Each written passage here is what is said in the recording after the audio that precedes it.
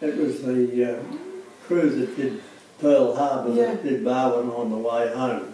Okay. And then they were going to, what a lot of people didn't know was, I suppose you probably know it, the Japanese were aiming to wipe out the American fleet and then they could have free reign. See, Darwin was one of the best harbours in the Pacific, the size and depth, and they got that much there. And that's what they sent these ships back after they bombed Darwin and up to the Midway Islands.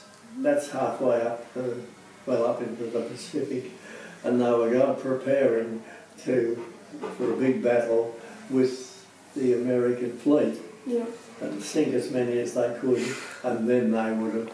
Well, the ones that scared me, the first raid, that was dive bombing and low-level bombing.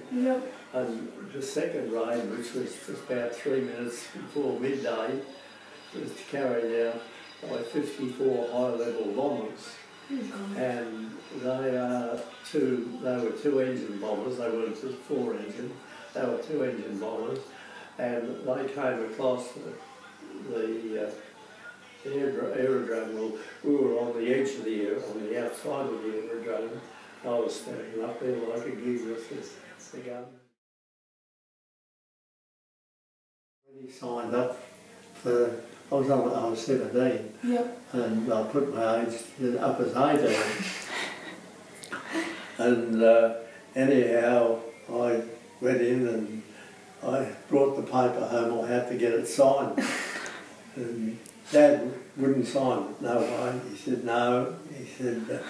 He told me the reason why, like his youngest brother, Bob, would have been my uncle. They worked together on the farm in Matoa, and Bob went overseas. And in 1917 he was due to come home. He was coming out of the line at 3 o'clock in the afternoon, and he was killed at 11 o'clock that morning.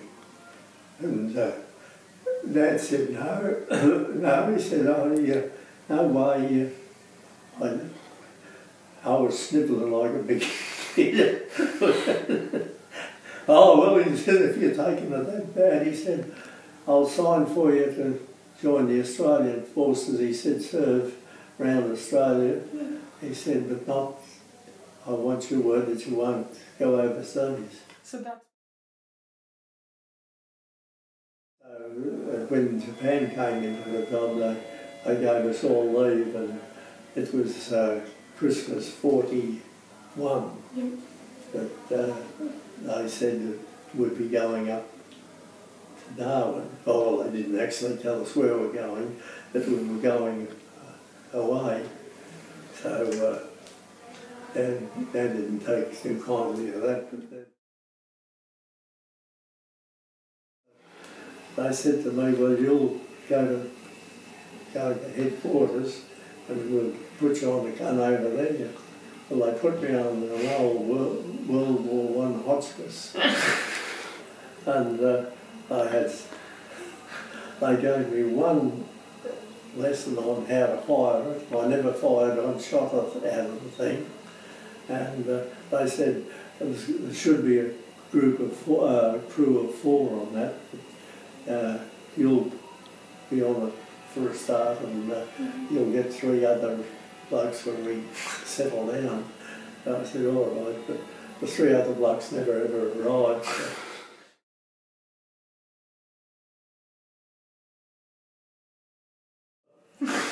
Standing out on the ground, and the old CO, the commanding officer, came past and he said, forget about that stupid gun, son, get some shelter.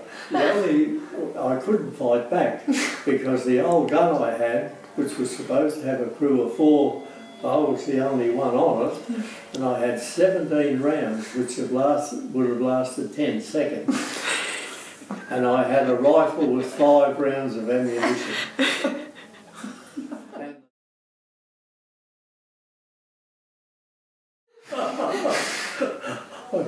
I tried to drag myself under the nearest leaf that I could find.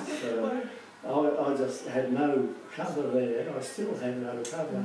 That was the first day, of course. But I just laid on the ground and watched them open the door, laid flat and watched them open, you know, the doors open and heard them whistling down. I just crossed my fingers and hoped they missed.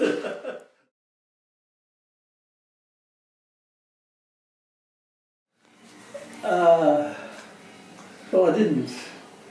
I was, well, to take it all leave. I had no set against them, but I had no real love for them. They were just more or less... They were human beings. Human beings. And he had respect for them, I suppose.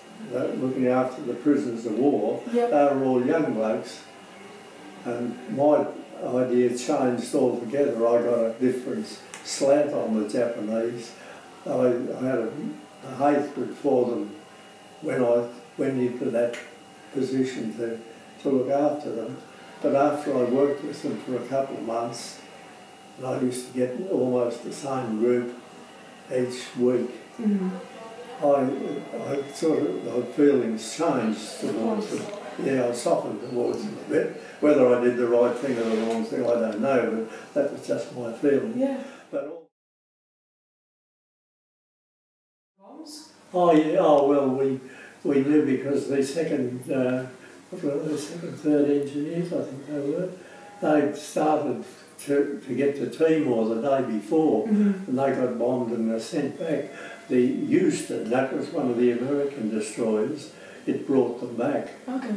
And they were an AIF unit, or they would have been taken in Ambon or one of those places over there. Oh. And that's how we knew what they were.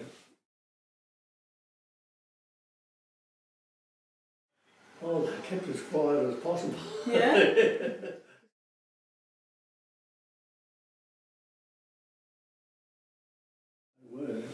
No one knew in Melbourne. They didn't tell us. No? That Darwin was bombed. No, nothing in the newspapers. Well, we felt really let down. We really were angry about it.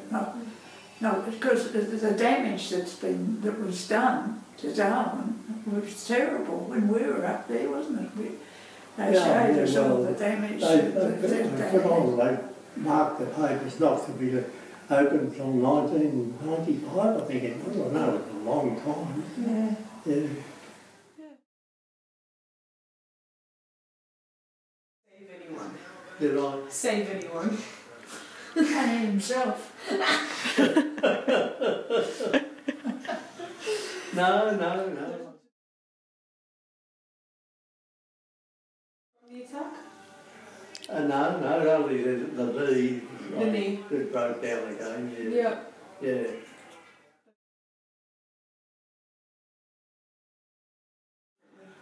Oh, you look around and find out I had a good gun with enough ammunition.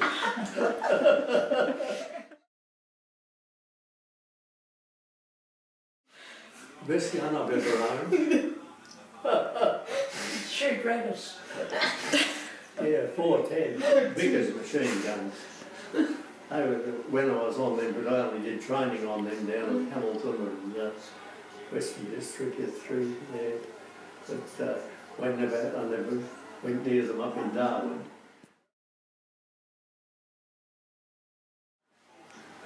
Oh, they struggled for a while. I think they learnt a few. I think they were a bit closer. Like they got a bit more, thought about one another a bit more than before, because you know, we in Australia, we were lucky, we got out of it pretty light. Like if we'd been in England or even through the German places, there were 1,000 bomber raids. They really upset you. But as far as, like, I didn't have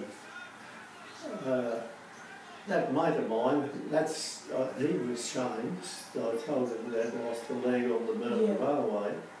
He saw, it didn't happen to him, but he saw a friend, they got that down with the way they were treated and fed and that. When they were driving the spikes into the sleepers to put the rails on. I suppose I shouldn't be telling you these things, but some of them dropped their head in under his mate was swinging the mallet down and dropped his head in and under it. That was his way of committing suicide. Just got that to it. They were the sort of things, that happen. And it's even upsets you when you think about it. Yeah. Sorry. No, that's...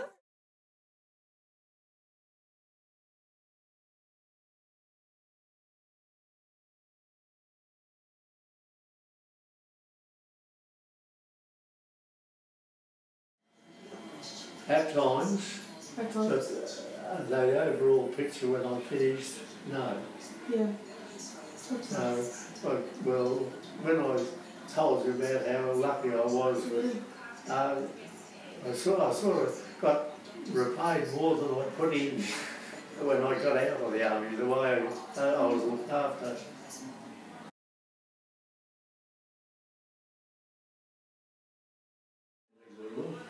Well, they had then on Anzac Day they had the big raid there, and I was in the hospital, and the next day or a couple of days later, one of the chaps from my unit came down, he was looking at it. I said, "What are you doing there, Morrie? Are you all right?" I said, yeah, why? And he said, "Oh," he said, "I didn't know." He said, "They put a bomb in your gun pit."